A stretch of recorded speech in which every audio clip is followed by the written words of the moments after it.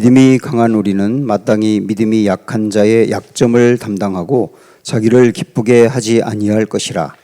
우리 각 사람이 이웃을 기쁘게 하되 선을 이루고 덕을 세우도록 할지니라. 그리스도께서도 자기를 기쁘게 하지 아니하셨나니 기록된 바 주를 비방하는 자들의 비방이 내게 미쳤나이다 함과 같으니라. 무엇이든지 전에 기록된 바는 우리의 교훈을 위하여 기록된 것이니 우리로 하여금 인내로 또는 성경의 위로로 소망을 가지게 함이니라. 이제 인내와 위로의 하나님이 너희로 그리스도 예수를 본받아 서로 뜻이 같게 하여 주사 한 마음과 한 입으로 하나님 곧 우리 주 예수 그리스도의 아버지께 영광을 돌리게 하려 하노라. 그러므로 그리스도께서 우리를 받아 하나님께 영광을 돌리신과 같이 너희도 서로 받으라. 내가 말하노니 그리스도께서 하나님의 진실하심을 위하여 할례의 추종자가 되셨으니 이는 조상들에게 주신 약속들을 견고하게 하시고 이방인들도 그 긍휼하심으로 말미암아 하나님께 영광을 돌리게 하려 하심이라. 기록된 바 그러므로 내가 열방 중에서 주께 감사하고 주의 이름을 찬송하리로다 함과 같으니라.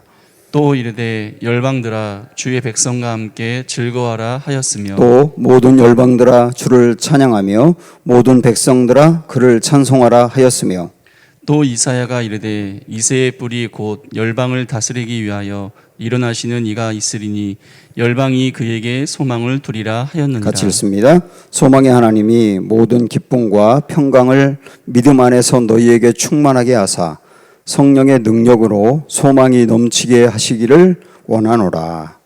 아멘. 네. 오늘 이제 로마서 15장인데요.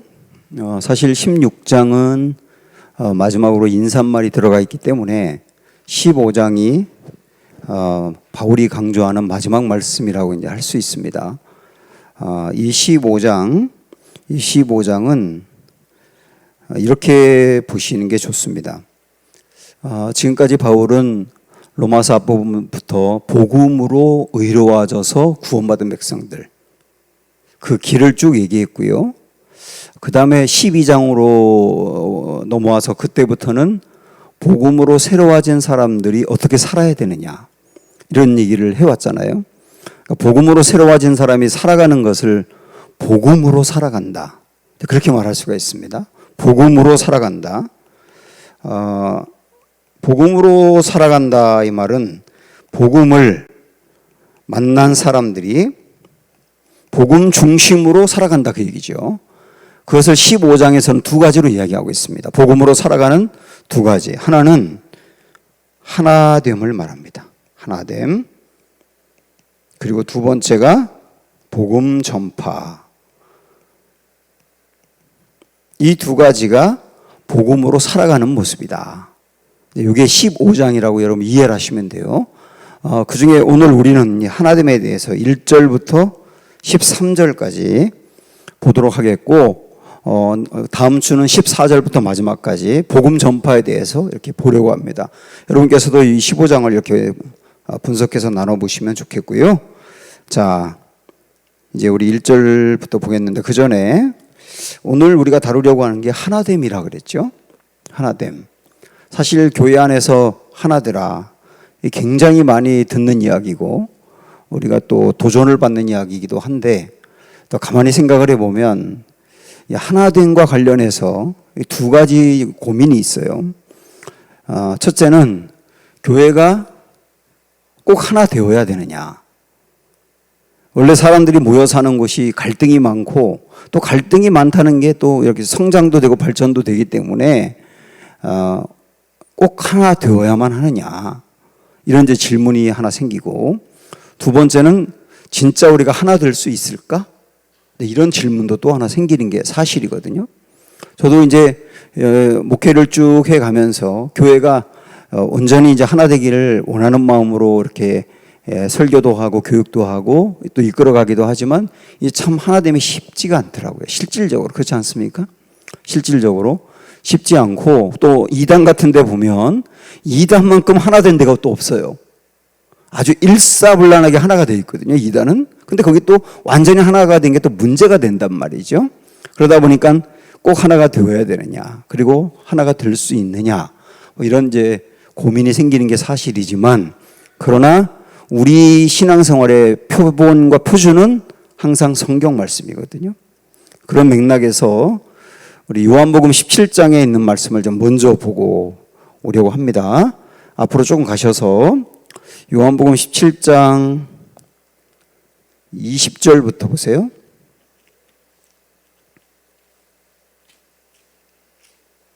요한복음 17장 20절. 여러분 아시는 것처럼 요한복음 17장은 예수님께서 마지막에 드린 기도, 제사장적인 기도라고도 표현하고 있는데, 마지막에 드린 기도니까 우리 예수님이 유언과 같이 기도하신 내용입니다. 얼마나 중요한 얘기겠어요? 그 중에 우리 20절부터 보시면, 내가 비옵는 것은 이 사람들만 위함이 아니요 또 그들의 말로 말미암아 나를 믿는 사람들도 위함이니, 모든 그리스도인들을 위하여 이 기도하고 있다, 그 얘기죠. 21절에 아버지요, 아버지께서 내 안에 내가 아버지 안에 있는 것 같이 그들도 다 하나가 되어 우리 안에 있게 하사 세상으로 아버지께서 나를 보내신 것을 믿게 하옵소서. 우리 예수님이 기도하는 게 뭐냐면, 그들은 제자들 포함해서 모든 그리스도인들이거든요. 모든 그리스도인들이 하나가 되기를 그렇게 원하신다는 거예요. 그런데 하나가 되기를 원하는 이유는 뭐냐면, 하나가 될 때 하나님께서 예수님을 보내신 증거가 된다는 거예요. 그러니까 우리 예수님께서 이 땅에 오신 중요한 이유가 하나 되게 하기 위해서 오셨다, 이렇게 말씀하고 있잖아요. 그만큼 중요하다, 그 얘기죠. 그 다음에 22절 보시면, 내게 주신 영광을 내가 그들에게 주었사오니 이는 우리가 하나가 된 것 같이 그들도 하나가 되게 하려 함이니이다, 이렇게 말씀하고 있습니다. 그러니까 하나가 되는, 성도들이 하나가 되는 그 수준이 어느 정도 되기를 원하시느냐면, 하나님과 예수님이 하나가 되고 삼위 하나님이 완전히 하나가 된 것처럼 그런 하나됨이 이루어지기를 원한다는 거예요. 우리 조금 친하게 지내는 것 정도가 아니라 성부, 성자, 성령 삼위 하나님이 하나가 된 것처럼 교회가 그렇게 하나가 되고 성도가 하나 되기를 원하신다, 이런 기도를 하고 있잖아요. 23절 보시면, 곧 내가 그들 안에 있고 아버지께서 내 안에 계시어 그들로 온전함을 이루어 하나가 되게 하려 함은 아버지께서 나를 보내신 것과 또 나를 사랑하신 같이 그들도 사랑하신 것을 세상으로 알게 하려 함이로소이다. 하나님이 성도들을 얼마나 사랑하는지를 성도들이 하나됨을 보일 때 세상이 안다는 거예요. 그러니까 세상이 교인들이 하나 되는 모습을 볼 때 하나님이 정말 사랑하는구나, 이런 걸 안다는 거죠. 그러니까 여러분, 우리가 이 말씀을 보면 우리가 생각하는 것보다 훨씬 더 하나됨을 중요하게 여기고 있다, 주님은. 그걸 알 수 있지 않습니까? 그걸 우리가 마음으로 품고, 그러면 우리 주님이 이 하나 되는 게 그렇게 중요하지 않았다면 마지막에 드린 이 유언과도 같은 기도에 이렇게 강조할까, 하나됨을. 그만큼 중요하니까 강조하지. 그 생각을 품고 이제 오늘 말씀을 보시면 좋겠어요. 자, 1절부터 우리가 보겠는데, 이 1절부터 바울은 오늘 하나됨의 주제인데요. 1절에서는 하나됨의 예를 먼저 들고 있어요. 이게 하나됨이야, 그러는 거예요. 성도 안에서 이게 하나됨이야. 어떤 게 하나됨일까요? 1절 우리 다 같이 보세요. 믿음이 강한 우리는 마땅히 믿음이 약한 자의 약점을 담당하고 또 자기를 기쁘시게 하지 아니할 것이라, 이렇게 말씀했습니다. 자, 여기 믿음이 강한 자하고 믿음이 약한 자 이렇게 나왔는데, 지난주 우리 14장에서 음식 이야기했던 거 기억나세요? 거기서도 믿음이 강한 자, 약한 자 언급을 했었죠, 그죠? 그거와 연관되고 또 그거만이 아니라 그걸 뛰어넘어서 믿음이 강한 자, 믿음이 약한 자 이렇게 이제 구분하고 있는데요. 기본적으로는 우리가 이제 강한 자, 약한 자 이 두 가지를 놓고 보면 영적으로 강한 자, 약한 자, 믿음이 강건한 자, 믿음이 연약해 흔들리는 사람, 이게 약한 자들이죠. 교회 안에 그런 분도 포함하고, 그 다음에 사회적으로 또 강자가 있고 약자가 있잖아요. 그것도 포함하고, 경제적으로 강자가 있고 약자가 있잖아요. 좀 경제적으로 어느 정도 부유한 사람과 경제적으로 좀 어려운 사람 이렇게 구분할 수 있는데 이런 측면까지 다 포괄적으로 우리 보자 말입니다. 강한 자와 약한 자를. 자, 그러면 하나 된다는 게 뭐냐? 강한 자가 약한 자를 어떻게 한다 그랬냐면 약점을 담당한다 그랬어요. 이게 이제 하나됨의 핵심입니다. 약점을 담당한다. 그 약점을 담당한다는 게 뭐냐? 예를 들어서 교회 안에서 믿음이 약한 사람이 있다고 할 때, 여러분은 목장 안에 믿음이 약한 사람이 있다고 할 때, 믿음이 강한 분들은 믿음이 약한 사람을 이해해라. 그런 문제로 넘어지는 것을 이해해라. 나는 그 문제가 그게 별것도 아닌 문제지만 그 사람은 큰 문제일 수도 있는 거니까 이해해라. 이런 맥락으로 약점을 담당하라. 그렇게 해석해도 좋아요. 그런데 요 약점을 담당하라고 하는 말의 본질적인 뜻은 더 깊은 데가 있는데 요 뜻을 좀 이해하려면 갈라디아서 말씀을 보는 게 좋거든요. 자, 우리 뒤로 조금 더 가서 이번엔 갈라디아서를 보겠는데요. 갈라디아서 6장으로 한번 가보십시오. 309쪽 갈라디아서 6장 2절 보십시오. 다 같이 시작. 너희가 짐을 서로 지라 그리하여 그리스도의 법을 성취하라. 그리스도의 법을 성취하라고 하는 말은 우리 주님이 우리에게 주신 율법을 완성하라 그 말이에요. 언제? 서로 짐을 질 때. 짐을 질 때. 그 사람의 짐, 그 사람이 감당해야 될 짐을 나누어 진다는 거죠. 조금 강한 사람이. 경제적으로, 사회적으로, 영적으로 그 사람이 져야 될 짐을 나누어 진다. 이게 약점을 담당한다라고 하는 의미라고 이해하시면 됩니다. 여기서 약점은 짐을 말하는 거죠. 짐을 같이 담당한다. 그렇게 볼 수 있습니다. 또 하나 1절에 자, 이 뒷부분에서 약점을 담당하고 다음에 사실 약점을 담당하고 짐을 담당하기 위해서는 이게 있지 아니하면 안 되는 거예요. 그게 뭐냐면 자기를 기쁘게 하지 아니할 것이라. 굉장히 어려운 말이죠. 자기를 기쁘게 하지 않는다. 그 말은 뭘까요? 내가 내 인생을 사는 중요한 목적이 나의 안전, 나의 편안, 그리고 나의 안락함, 나의 유익, 그것을 내 인생의 목적으로 두지 말라는 거예요. 우리가 이 땅에 태어나서 한 번 살다가 하나님 앞에 가는 건데 여러분 이 땅에 사는 중요한 목적이 나와 나의 가정의 안락함입니까? 내 가정의 유익입니까? 편안함입니까? 그게 우리가 이 땅에 살아야 될 중요한 목적인가? 그건 아니라는 거죠. 오히려 내가 나를 기쁘게 하기 위해서 사는 게 아니라 자기를 기쁘게 하지 아니한다. 이 자세가 있어야만 다른 사람의 짐을 담당하는 하나됨이 가능하다. 이런 말씀하고 있는 거죠. 자, 2절에서 부연해서 또 추가로 설명하는데 우리 각 사람이 이웃을 기쁘게 하되 라고 말씀했습니다. 1절에서는 나를 기쁘게 하지 말아라 라고 말했고 2절에서는 이웃을 기쁘게 하되 이웃의 유익과 이웃의 평안과 이웃의 안락함과 이웃의 행복을 위해서 내가 짐을 담당하는 모습으로 살아가는 게 하나됨이다. 이렇게 이제 정리해주고 있습니다. 그래서 선을 이루고 덕을 세우도록 하라. 이웃의 선을 이루고 이웃의 덕을 세우도록 하라 그랬습니다. 자, 이게 어려운 얘기지만 이게 이제 하나됨을 위해서 우리가 달려가야 될 중요한 목표다라고 하는 것을 아시면서 조금 더 구체적으로 좀 보려고 합니다. 그러면 1절과 2절의 말씀을 우리가 좀 적용을 한다면 어떻게 할 수 있을까? 일단 재정적으로 말이죠. 재정적으로 재력이 있는 사람은 조금 어려운 사람을 일으키고 나누어 주는데 돈을 써야 된다는 거예요. 이게 구체적인 적용입니다. 그래서 조금 더 구체적으로 들어가서 사실 제가 이제 목회하면서 뭔가 이렇게 뭉뚱그려 얘기하고 하는 것보다 뭔가 구체적인 게 좋겠다. 우리가 어려운 사람을 위해서 이렇게 내 재정을 써야 된다. 뭐 다 알죠. 근데 구체적으로 어떻게 하는 게 좋을까?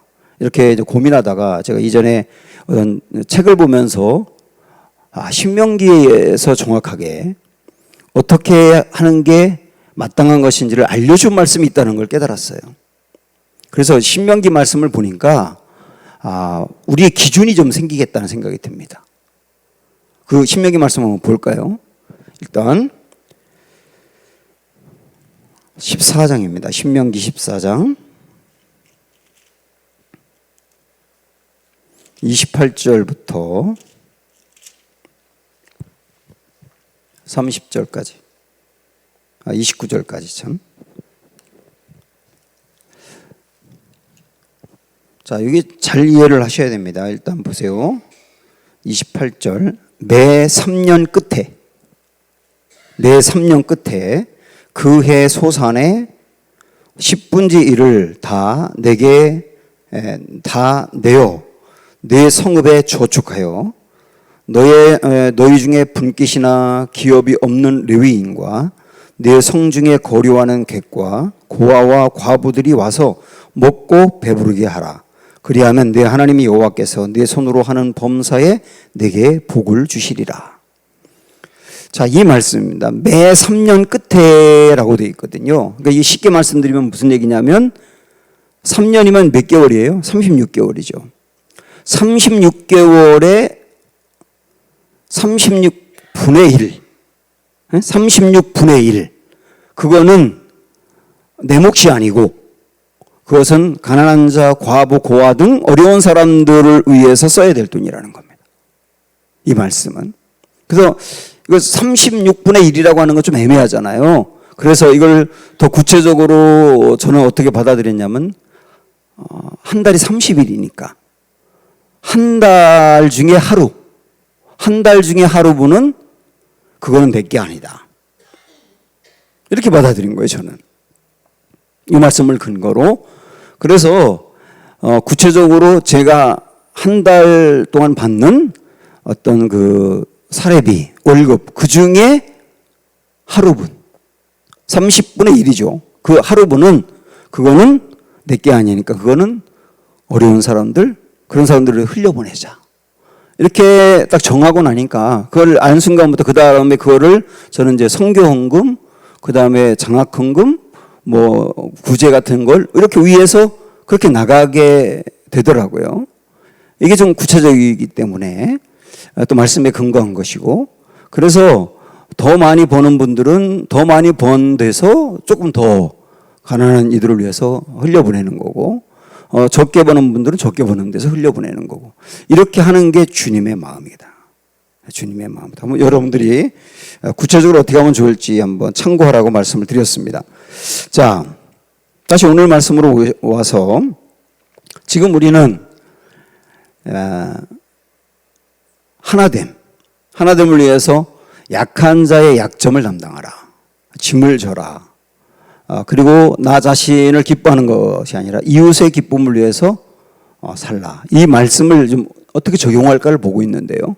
재정적인 부분을 말씀을 드렸고, 관계적인 부분에서는 우리가 사실 교회 안에서도 나하고 코드가 맞거나 오래전부터 친했거나 그 다음에 나와 수준이 비슷한 사람들과 어울리는 게 편하잖아요. 그렇게 해서 어울리고, 그래서 그 관계가 굉장히 오래 가기도 하고, 새로운 사람이 그 관계 속으로 들어가는 게 쉽지 않고, 이제 그것도 보통 사회 모습일 뿐더러 교회의 모습이기도 한데, 우리가 하나됨이라고 하는 것을 관계로 연결을 한다면 내가 다소 좀 불편하고 나와 여러 가지 면에서 이렇게 코드가 안 맞는다거나 수준이 안 맞는 사람들도 품을 수 있는 그 모습으로 나아가는 게 하나됨이다. 이렇게 말할 수 있는 겁니다. 또 하나, 교회 안의 관계들 속에서 믿음이 약한 사람이 있지 않습니까? 믿음이 약한 사람, 아까도 말씀드린 것처럼 그래서 늘 어떤 문제로 넘어지는 분, 그 다음에 신앙이 안정감이 없고 자꾸 요동하는 분, 그래서 좀 불안하기도 한 분, 그런 분들을 위해서 내가 하나 된다, 그의 약점을 담당한다는 것은 그를 위해서 기도하는 거예요. 그리고 그에게 권면을 해서 또 사랑을 어떤 방법으로든지 나타내서 그를 세워주는 거죠. 믿음이 연약한 그를 세워져 가는 거죠. 그게 하나 되는 모습이다. 이렇게 교회 안의 관계들 속에서 그래야 된다는 것을 좀 말씀드립니다. 여러 가지가 있을 수 있겠지만 몇 개의 예를 들어서 말씀을 드렸습니다. 이게 이제 1절, 2절의 하나됨의 중요한 예를 말씀드린 거고요. 자, 이제 3절로 우리가 넘어가서 보면 이렇게 하나됨을 이루신 분, 나의 기쁨을 위해서가 아니라 남의 기쁨을 위해서 약점을 담당한 그분, 모델이 될 만한 분이 계시다. 그분이 누구냐? 예수님이다 하는 걸 3절에 얘기합니다. 자, 보세요. 그리스도께서도 이렇게 예수님의 예를 들고 있죠. 자기를 기쁘게 하지 아니하셨다 그랬어요. 그리고 기록된 바 주를 비방하는 자들의 비방이 내게 미쳤나이다 한 것 같다. 그러니까 다른 사람들이 하는 비방을 예수님이 고스란히 담당했다. 이게 우리 예수님이 이 땅에서 보인 모습이고 이게 하나됨의 예라는 거예요. 하나됨의 예. 우리 예수님은 이 땅에 오신 것부터 당신의 기쁨을 위해서 오신 게 아니다.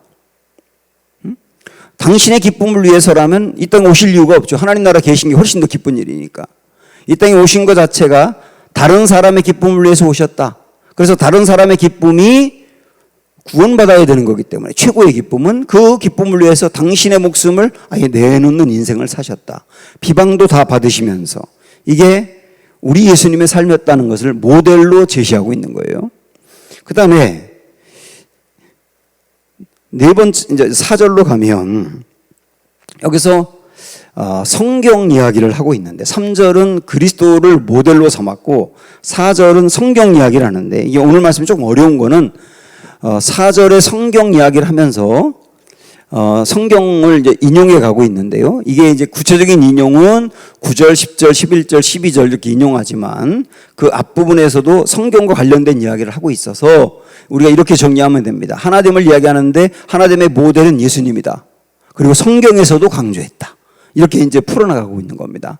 자, 4절 보십시오. 무엇이든지 전에 기록된 바는 우리의 교훈을 위하여 기록된 것이니 우리로 하여금 인내로 또는 성경의 위로로 소망을 가지게 함이니라 그랬습니다.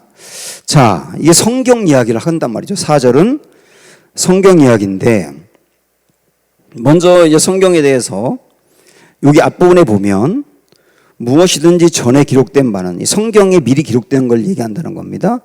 우리의 교훈을 위하여 기록된 것이니. 그러니까 이전에 쓰여진 성경도 지금 나를 위해서 기록한 것이다. 그 말이죠. 그래서 이전에 쓰여진 성경은 오늘 전적으로 나에게 적용이 되어야 된다는 거예요. 이걸 얘기하고 그 다음에 또 하나는 이건 뭐 오늘 말씀 맥락하고는 조금 다르지만은 모든 성경은 다 그리스도를 얘기하고 있다 하는 것도 참고로 알아두십시오. 앞에서 아까 여러분 그 3절에서 모든 비방이 내게 미쳤다 했던 말씀이 있었죠. 조금 아까 그 말씀은 시편 69편의 말씀인데요. 시편 69편에 쓰여진 말씀이 예수님 이야기를 하고 있는 거다. 그 얘기죠.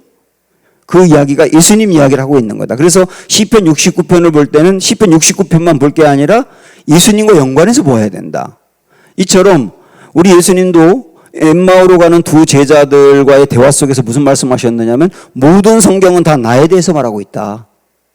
그래서 구약에 있는 말씀도 결국 예수님에 대해서 말하고 있는 거다. 그래서 구약을 보면서도 우리는 예수님과 연관해 봐야 된다는 거예요. 이거는 성경을 읽는 굉장히 중요한 자세입니다. 구약은 딸락 동떨어져 구약으로만 보고 신약은 예수님으로부터 보고 이러면 안 되고 구약도 예수님 이야기다. 이게 아주 중요한 성경 읽기거든요. 그걸 참고로 하시면서 자, 오늘 이야기하는 초점은 하나됨에 있기 때문에 결국은 성경에서도 하나됨을 강조하고 있다 그 얘기하고 싶은 거죠. 그래서 여기에 우리로 하여금 인내로 또는 성경의 위로로 소망을 가지게 함이니라 이렇게 좀 어렵게 표현하고 있는데요. 무슨 말이냐면 성경을 제대로 사용한다면 우리는 소망을 갖게 된다 그 얘기예요. 어떤 소망? 하나됨의 소망. 하나됨에 대해서 성경을 제대로 알게 되면 하나 되고자 하는 소망이 우리에게 생긴다. 그 얘기를 하고 있고 여기에 위로, 인내와 위로, 이렇게 인내와 위로라는 말이 나와 있는데 이 인내와 위로는 그 다음 5절로 연결하기 위해서 미리 복선을 깔듯 주신 말씀이에요. 자, 그러면 성경에서 말씀하고 있는 이 하나됨을 위한 내용들, 그 중에 이제 5절은 어떤 말씀을 하고 있느냐? 이제 인내와 위로의 하나님이 너희로 그리스도 예수를 본받아 서로 뜻이 같게 하여 주사. 서로 뜻이 같다라고 하는 것을 하나됨이라고 할 수 있죠. 자, 여기 성경에 보면 하나님이 원하시는 것이 간절한 원하는 소원이 뭐냐면 하나됨이라는 것이죠. 하나됨. 서로 뜻이 같은 거. 6절에서도 앞부분에 한 마음과 한 입으로 이것도 다 하나됨을 말하고 있죠. 그러니까 우리 하나님이 간절한 소망은 뭐냐? 우리가 하나 되는 거다 라고 하는 걸 얘기해요. 그런데 우리가 어떻게 하나 되기를 원하느냐 하면 여기 5절 다시 보시면 그리스도 예수를 본받아 라고 했거든요. 그러니까 그리스도 예수를 본받아 우리가 하나 되기를 원한다 그랬는데요. 아까 우리가 앞에서 본 말씀에 뭐가 있었느냐면 우리 예수님은 당신의 기쁨을 위해서 살지 않고 다른 사람의 기쁨을 위해서 사셨다. 그래서 십자가 지신 거죠. 그거를 본받아 라고 말씀하고 있는 겁니다. 이거를 본받을 때 우리는 하나 될 수 있다 그 얘기예요. 사실 가장 이 지상에 있는 공동체 중에 가장 하나 되는 공동체가 어딜까요? 교회, 국가, 가정 등등 많이 있는데 동아리도 있고 제일 하나 되는 공동체가 어딜까요? 가정이죠. 말할 것도 없죠. 여러분 가정만큼 하나 된 곳이 또 있나요? 가정이 최고로 하나 된 것이죠. 가정이 왜 하나가 됩니까? 부모부터 내 기쁨을 위해 살지 않기 때문이에요. 여러분의 부모된 여러분 아이들 자녀들을 키우면서 여러분의 기쁨을 위해서 사셨습니까? 나의 기쁨이 아니라 내 자녀들의 기쁨을 위해서 살았잖아요. 그렇게 사니까 내 가정이 하나가 되는 거예요. 그 분명한 예의지 않습니까? 그게 내 가정에 하나 된 이유는 나의 기쁨을 위해 살지 않기 때문이다. 그러면 이런 맥락에서 우리 예수님도 그렇게 사신 분인데 교회가 하나 되는 것도 내 기쁨을 위해서 살지 아니하면 남의 기쁨을 위해서 산다면 교회는 정말 하나가 된다. 이런 얘기를 하고 있는 거죠. 목사인 저부터 말씀이죠. 그리고 그러나 이게 참 지금 여러분 말씀 드리면서도 어렵다는 걸 아시잖아요. 그래서 어렵기 때문에 우리 하나님을 누구라고 표현했느냐면 다시 5절 보시면 어떤 하나님이라고 했냐면 인내와 위로의 하나님이라고 한 거예요. 인내와 위로의 하나님. 하나됨을 위해서는 인내하지 않고서는 하나 될 수 없잖아요. 자녀들을 양육해가는 과정에서 내 자녀들을 보면서 인내하지 않고서는 정말 그 자녀들의 기쁨을 위해서 살 수가 없잖아요. 끊임없이 인내하는 게 부모지 않습니까? 그 다음에 잘못해도 위로하고 또 기다려주고 이게 위로의 하나님의 모습이다. 이 하나님의 모습을 예수님이 그대로 보여주셨고 그 모습을 우리가 본받아 갈 때 하나가 될 수 있다 라고 하는 것을 이야기하고 있죠. 6절로 넘어가 보면 한 마음과 한 입으로 하나님 곧 우리 주 예수 그리스도의 아버지께 영광을 돌리게 하려 하노라 그랬어요. 여기 아버지께 영광이라고 표현했는데 이게 무슨 말입니까? 우리가 정말로 하나 될 때 그게 하나님께 영광이라는 거예요. 저나 여러분이나 모든 그리스도인들은 그리스도인의 삶의 목적이 뭐냐면 하나님께 영광을 돌리는 거죠. 우리 하나님께 영광을 돌리기 위해서 태어났고 이 땅을 살아가는 거죠. 여기 목적에서 흔들리면 그리스도인의 삶의 내용이 흔들립니다. 우리 인생의 목적은 하나님께 영광을 돌리는 거예요. 그러면 언제 하나님께 영광 돌린다고 이 말씀에서 표현하고 있냐면 하나 될 때라는 겁니다. 제가 이 말씀을 묵상하다가 보니까 당연하더라고요. 저희 친가 쪽에 제 누나가 있고 형이 있고 제가 있고 제 여동생이 있어요. 그래서 이남 이녀거든요.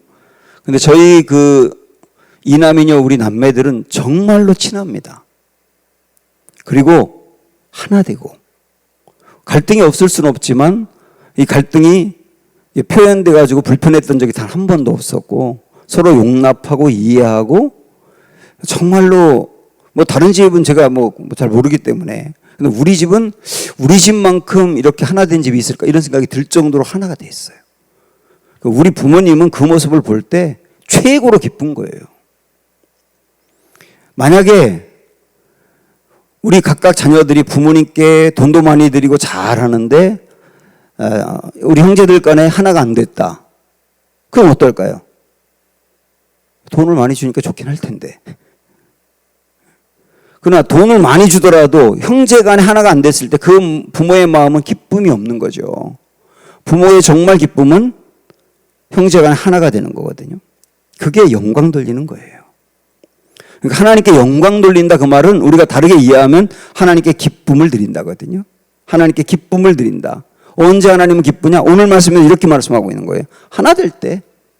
당연히 모든 성도들은 다 하나님의 자녀이기 때문에 이 자녀가 하나가 될 때 하나님이 기뻐하는 건 당연한 거죠. 이게 하나님께 영광 돌리는 거다라고 표현하고 있는 겁니다. 자, 그러면 우리가 언제 이제 어떤 방법으로 하나가 될 수 있을까? 이제 이런 고민이 있는데 계속 지금까지는 하나 되는 게 얼마나 중요한지를 계속 반복적으로 얘기했다면 7절에 보면은 우리가 하나 될 수 있는 동기를 말씀하고 있어요. 하나됨의 동기. 7절 보세요. 그러므로 그리스도께서 우리를 받아 하나님께 영광을 돌리심과 같이 너희도 서로 받으라 그랬어요. 먼저 그리스도께서 우리를 받으셨고요. 그래서 우리도 서로 받으라예요. 사실 우리 로마서에서 그동안에도 여러 차례 강조를 했지만 죄를 이기는 것, 죄를 이길 수 있는 동기, 죄 지으면 벌받아. 죄 지으면 하나님이 나를 때릴 거야. 그것도 하나의 중요한 동기가 되어야 되지만 죄를 이길 수 있는 가장 중요한 동기는 주님이 나의 이 죄를 대신해서 돌아가셨다는 것을 정말 마음으로 알고 감격할 때거든요. 그때 죄를 이길 수 있는 힘이 생기는 거예요. 선행이나 헌신할 수 있는 동기. 선행이나 헌신하면 기쁘지요. 자기 만족이 될 수도 있고요. 그 다음에 다른 사람에게 유익이 될 수 있는데 이것도 다 좋은 동기인데 내가 선행과 헌신할 수 있는 가장 중요한 동기는 주님이 나를 위해서 해주신 것을 정말 알 때예요. 주님이 나를 위해서 이 정도로 헌신했다는 거. 당신의 모든 것을 다 내어줬다는 거. 그걸 정말로 내 마음으로 절절히 알고 깨달을 때 순종하고 헌신하고 선행하고 싶은 마음이 생기는 거거든요.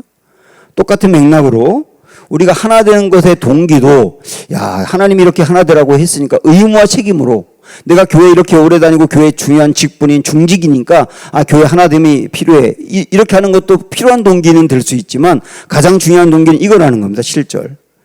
예수 그리스도께서 우리를 받아주셨다. 내가 불완전한 사람이고 도저히 우리 주님이 받을 만한 사람이 아닌데 나를 받아주셨다.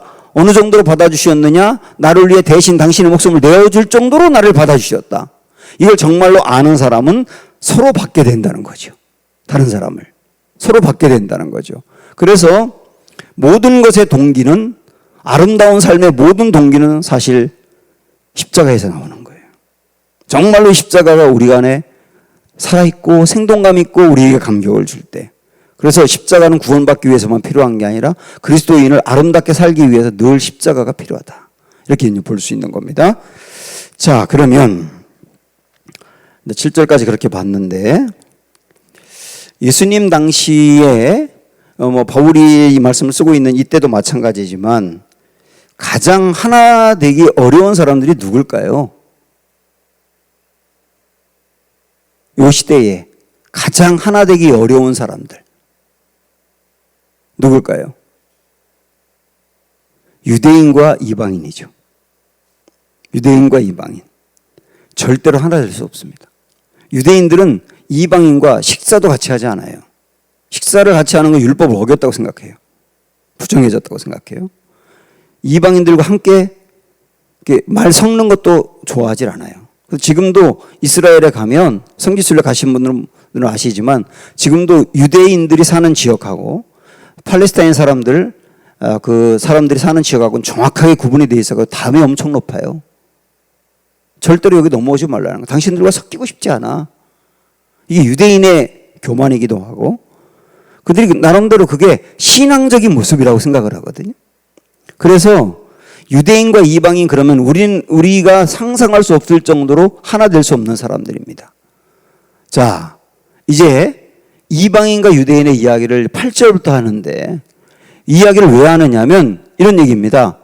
가장 하나 되기 어려운 사람들이 이방인과 유대인인데 이방인과 유대인도 예수 그리스도 안에 하나가 됐다.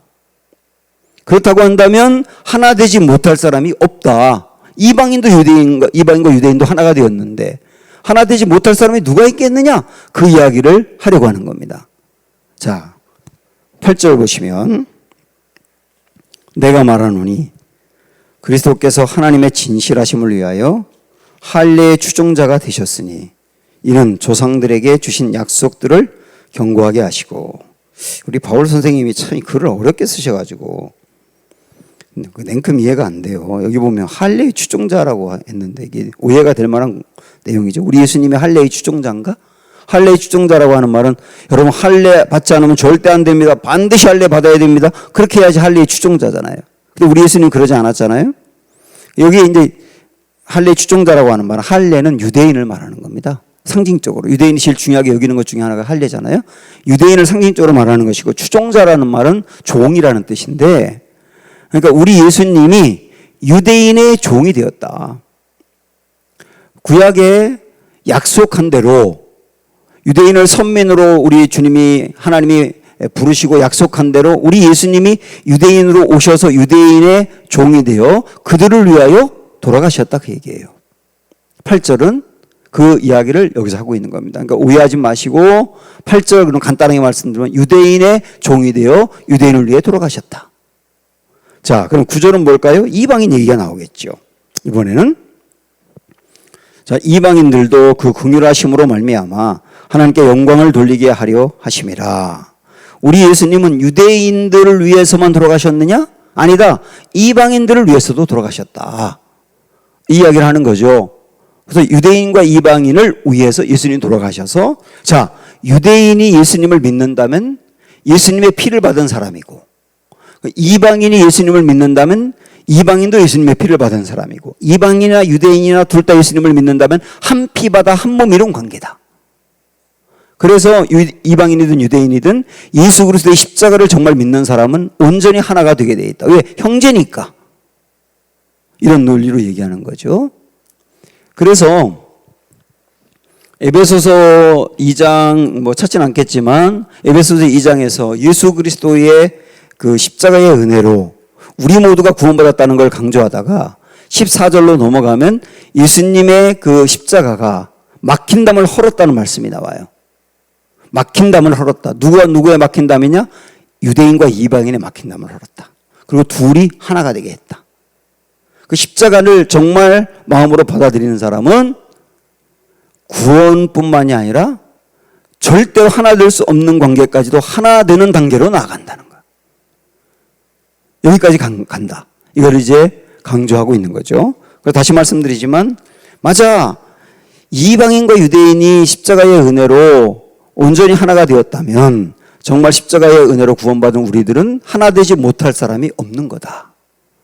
이야기를 하고 있는 거죠. 그러면서 이제 9절부터 12절까지 보면 여러분 성경에 지금 딱 보면 4개의 그 구약의 말씀이 인용이 되고 있어요. 이 4개의 말씀은 읽어보겠지만 거의 똑같은 내용입니다. 자, 그 말은 이제 어떤 얘기냐면 구약에서도 주님은 율법서, 그 다음에 시편 같은 시가서, 또 예언서, 각각 장르가 다른, 보세요. 율법, 시가서, 예언서, 구약이 3개 장르잖아요. 각각 다른 장르 속에서 이방인들과 유대인이 하나됨을, 하나님이 이방인들도 품는다는 것을 강조하셨다. 그 말씀을 인용하는 겁니다. 네 구절. 자, 볼까요? 먼저 9절 보시면 기록된 바 그랬는데, 여기서 기록된 바는 시편 18편 49절. 우리가 시편을 찾아가지 않을 겁니다. 똑같은 말씀이거든요.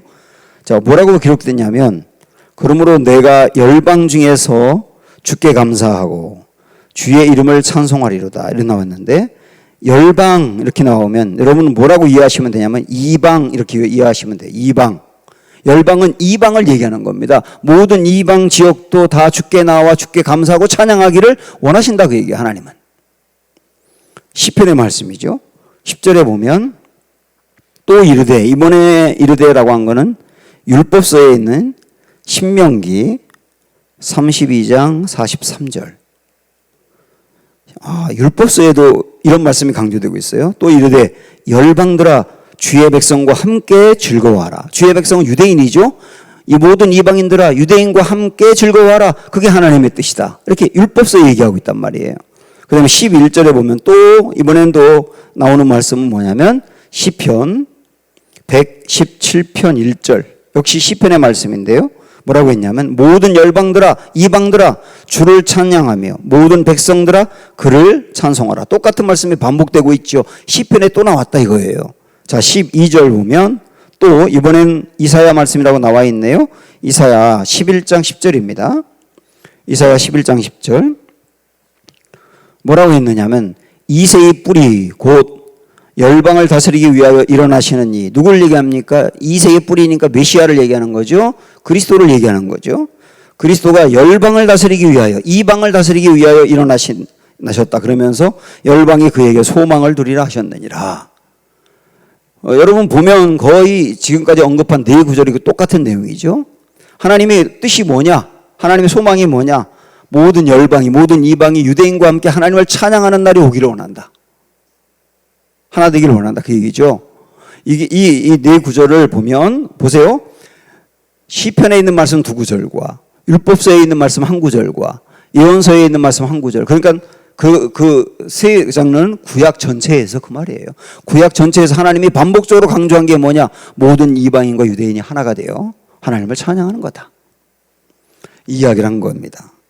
자, 그러면 이거는 구약에만 그렇게 강조한 게 아니라 궁극적으로 하나님이 원하는 나라, 하나님의 나라가 완성된 모습, 이 계시록에 있는 하나님의 나라가 완성된 모습에서도 결국 그 완성된 모습이 어떤지를 계시록 7장에서 얘기하거든요. 거기 한번 가보십시오.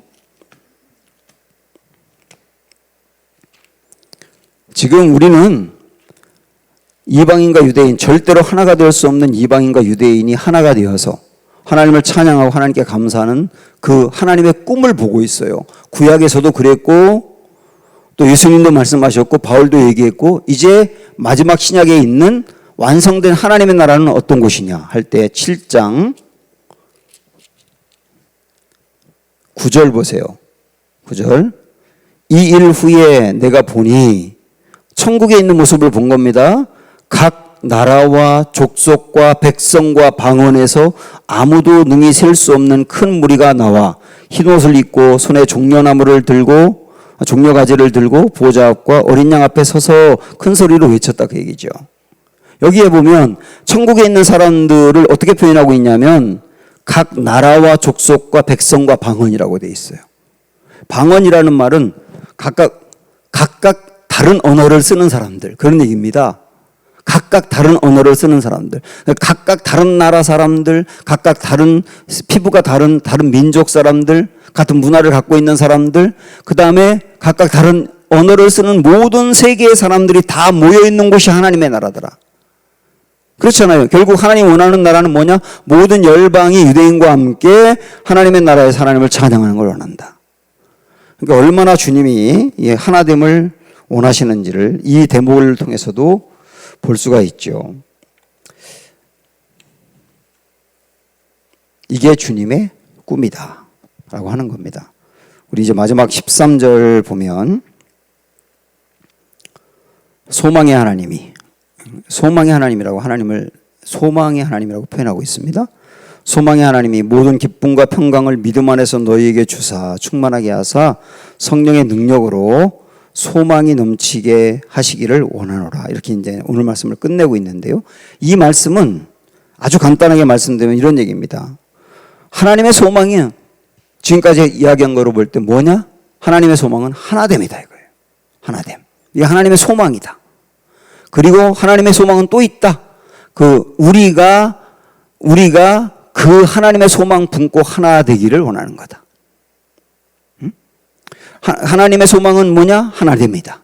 우리가 그 소망 품고 하나 되기를 주님이 원한다. 그게 그래서 우리의 소망도 되어야 된다. 우리의 꿈과 소망은 뭐냐? 하나됨이 되어야 된다. 이렇게 결론을 내리고 있는 거죠. 그래서 주님은 부한 자나 가난한 자, 많이 가진 자나 적게 가진 자나, 여자나 남자나, 그리고 이념이 다른 사람, 보수적이고 진보적인 사람, 정치 성향이 다른 사람, 모든 사람이 교회 안에서 하나가 되기를 원하는 것. 이게 주님의 소망이다. 우리가 이루어가야 되고 기도해야 될 중요한 내용이기도 하다. 이만큼 강조한 것을 우리 여러분 아시면서 우리 은강교회 안에서 이런 소망들을 구체적으로 이루어가는 은혜가 있기를 축원합니다.